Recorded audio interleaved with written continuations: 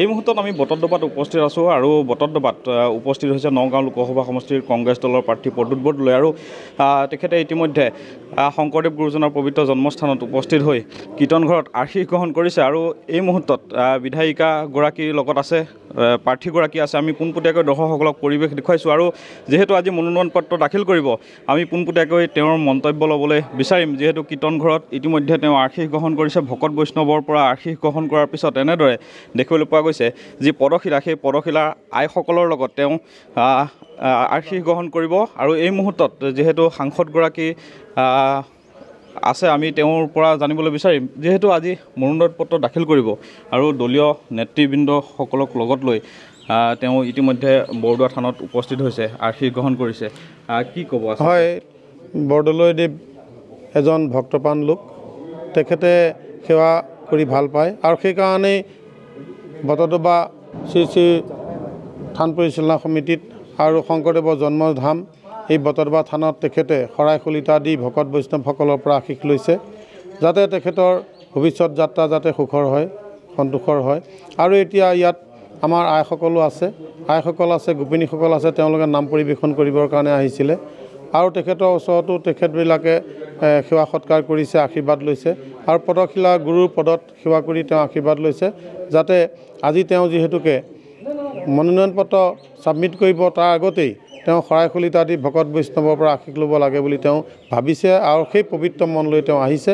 নিশ্চয় তেওঁ আশীৰ্বাদ দিছে সকলোৱে আৰু তেওঁ ভৱিষ্যত ভাল হ'ব, ইয়াকে আমি সকলোৱে কামনা কৰিছোঁ। আমি পৰিৱেশ দেখুৱাইছোঁ, এনেদৰে দেখিবলৈ পোৱা গৈছে পদশিলাৰ যিসকল ভকত বৈষ্ণৱ আছে সেই ভকত বৈষ্ণৱসকলৰ লগত এনেদৰে প্ৰদ্যুৎ বৰদলৈ উপস্থিত হৈ মত বিনিময় কৰিছে, আশীষ গ্ৰহণ কৰিছে। আমি পোনপটীয়াকৈ দৰ্শকসকলক পৰিৱেশ দেখুৱাইছোঁ।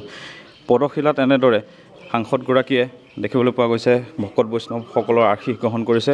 এয়া পদশিলাৰ পৰিৱেশ। পুৱা ভাগতেই এনেদৰে জাতীয় সাজ পৰিধান কৰি সহধৰ্মিনী আৰু দেখিবলৈ পোৱা গৈছে দলীয় নেতৃবৃন্দ আৰু বিধায়িকা শিৱামণি বৰাক লগত লৈ এনেদৰে গুৰুজনাৰ পবিত্ৰ জন্মস্থানত উপস্থিত হৈছে। আমি পোনপটীয়াকৈ দৰ্শকসকলক পৰিৱেশ দেখুৱাইছোঁ। এনেদৰে যদি সম্ভৱ হয় আমি মন্তব্য ল'ম।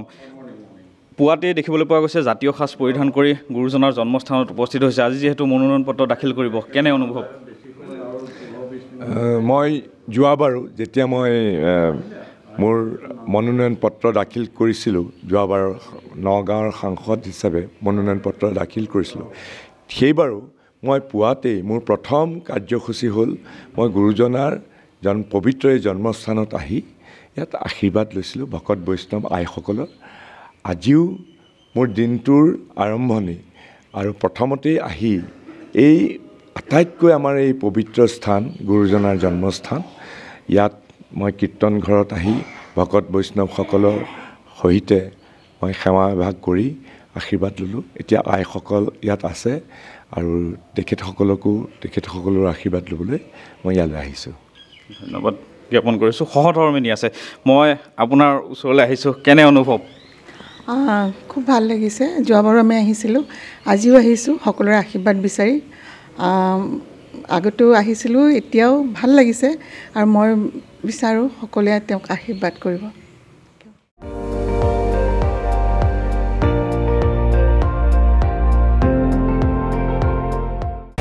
আপুনি চাই আছে ND24, সৰ্বশ্ৰেষ্ঠ নহয় সৰ্বোত্তমৰ দৌৰ।